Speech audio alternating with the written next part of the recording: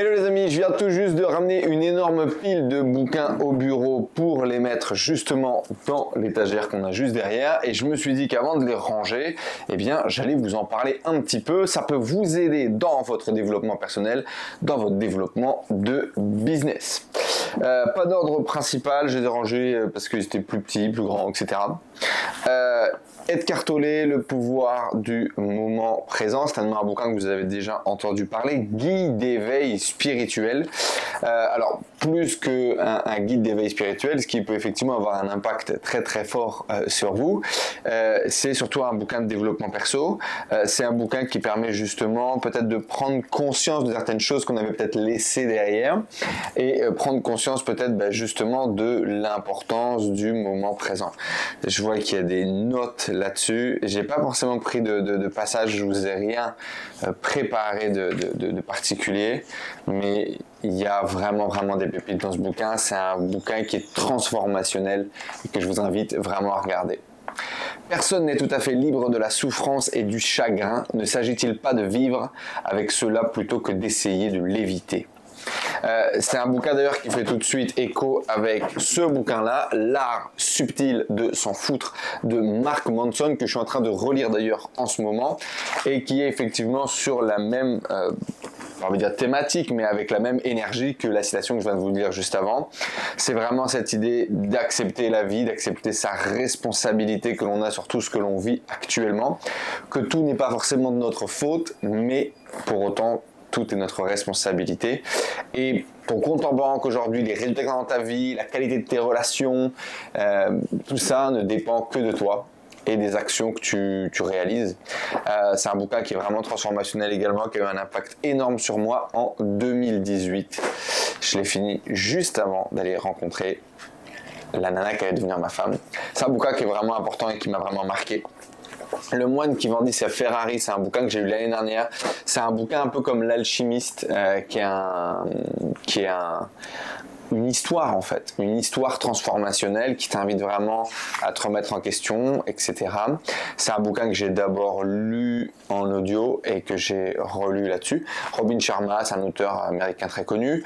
Que l'histoire soit vraie ou pas, je pense que ça n'a pas vraiment d'importance. Ça nous amène vraiment à voyager, premièrement, et à réfléchir, à faire ce vrai travail d'introspection. C'est vraiment très inspirant. C'est un bouquin qui m'a vraiment touché. J'adore le titre, Le moine qui vendit sa Ferrari. À lire et à relire. Deux bouquins qui vont ensemble, du même auteur, Don Miguel Ruiz, l'auteur du coup du très connu Les 4 accords Toltec, qui est vraiment un bouquin qui va être capable de vous mettre un énorme coup de fouet, qui est un bouquin qui est très spirituel. La première fois que je l'ai lu, je ne l'avais pas vu comme ça. La deuxième fois que je l'ai lu, je m'en suis rendu compte. Et qui est un bouquin qui vraiment est très pratique. Comme c'est écrit, c'est les 4 accords Toltec. Alors celui-là, d'ailleurs, je ne l'ai jamais lu, il est tout neuf. Et il est prêt soit à être lu, soit à être offert. Et c'est vraiment 4 accords simples, des préceptes simples auxquels tu peux suivre et régir ta vie dès demain. C'est ça que j'ai beaucoup aimé dans ce bouquin, c'est de la philosophie pratique. Et sur une première lecture, justement, je suis passé à travers tout ce côté un peu spirituel, éveil spirituel qu'il y a dedans, et je m'en suis vraiment tenu aux 4 accords. Et j'ai essayé de les mettre en pratique un maximum dans ma vie pour en voir l'impact, et c'est énorme en fait. Ça a des impacts qui sont des impacts en cascade sur plein de choses de notre vie, et c'est vraiment très inspirant.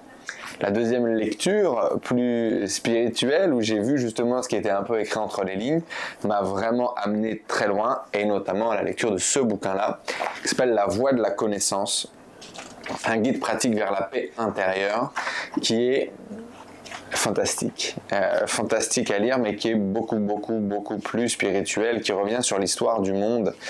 Et je me souviens, tu vois, il y a du stabilo dedans et tout. Je me souviens à un moment où je suis dans l'avion en direction de la République dominicaine et où je vais rester, je sais pas, une demi-heure sur un passage, sur une citation qui me marque vraiment profondément sur la vie, sur comment je vois la vie, sur des discussions que j'ai pu avoir avec mes grands-parents, sur des choses qui sont aujourd'hui mon moteur. Bref, c'est vraiment très profond et c'est un bouquin que je vous recommande.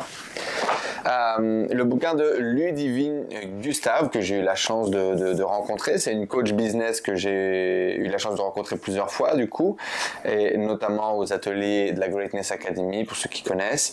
Et c'est un guide très simple, et c'est vraiment ce que j'aime bien dans le fait de passer de l'idée à l'action, qui est un des problèmes vraiment majeurs et fondamentaux quand on veut réaliser un projet, se lancer dans un nouveau business, etc. Comment est-ce qu'on structure sa pensée, structure ses projets pour s'assurer que ce projet ne finisse pas à la poubelle comme plein d'autres, et vraiment d'aller au bout.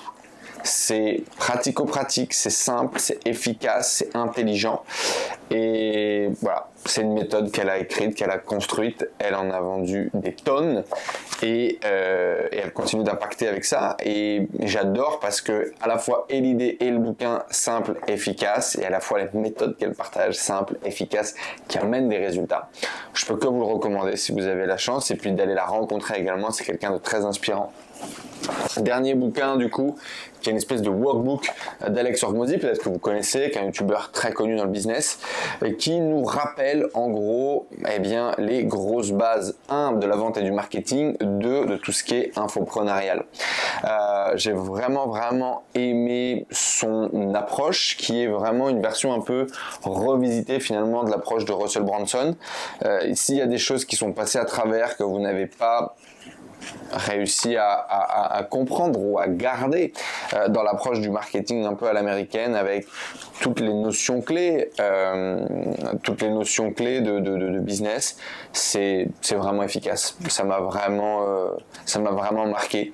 C'est les fondamentaux, mais c'est les fondamentaux expliqués d'une façon différente et simplifiés vraiment.